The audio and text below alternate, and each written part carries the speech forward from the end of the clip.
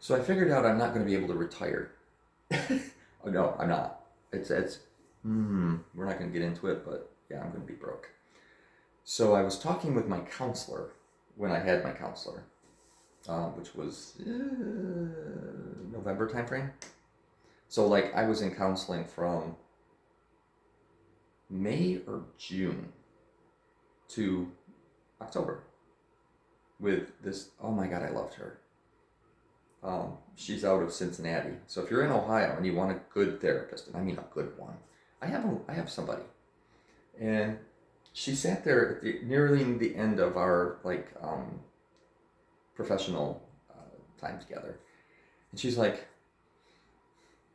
"I need you to know that I really appreciate how you organize your thoughts and how you have what the problem statement is, what you're doing to resolve it currently, and what needs to happen permanently." And she says, "You just like list off all this stuff." And she says, "It's really impressive. Quality engineer, that's what we do." She says, "But you never say, I don't have this." So I did call her once and I said, or actually, I set up 2 appointments in 1 week, and she's like, "What is this?" She says, "Do you want me to cancel the other one?" I said, "No.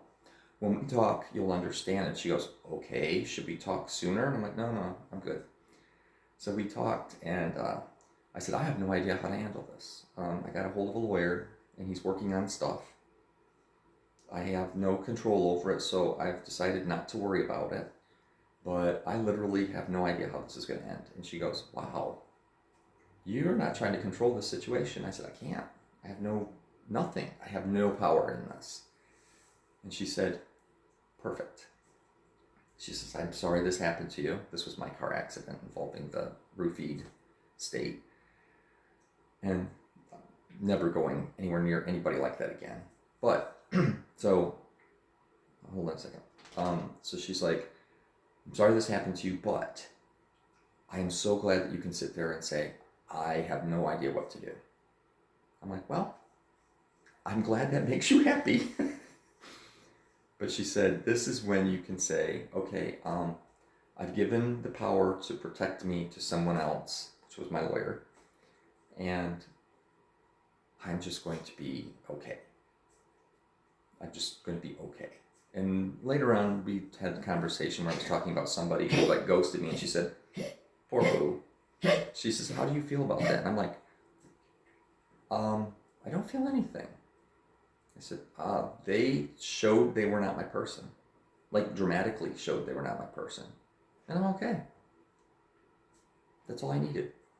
If you're saying, oh, I really like you, you're great, blah, blah, blah, and you're feeding me a line of garbage, I will get more hurt. If you say, I'm not it, and I've had people say I'm not it quite a bit, I'm not hurt. It doesn't affect me. My value is within me. You saying you're not interested does not affect me. It says nothing about my value. Where I'm going with all of this is, before I retire, I'm going to be going to back to college. And I want to become a counselor, a therapist. And what I've decided I want to go into is a little bit more along the lines of people that are going to counseling because the court has said they need to. That I think will be good. Talking to people who are under duress and saying, okay, what's going on? How do you feel about it? What do you think you can do to, protect who you are without taking on all this garbage? And how do you manage who you are right now? So that's what I really want to do, because I have stood in that spot and said, what in the fuck is going on? And the only thing that held me together was this tiny little light at the back of my brain that said, all of this does not define you. None of it. Not one thing here defines you. So you work on what you need to do to get this resolved. But we're not going to take this in as something that harms our soul.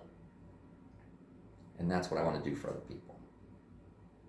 So all the other stuff I talked about is important, That's what I want to work on, and that's what I want to help other people. And the stuff that I was just talking about, I think would help other people anyway. I love you guys.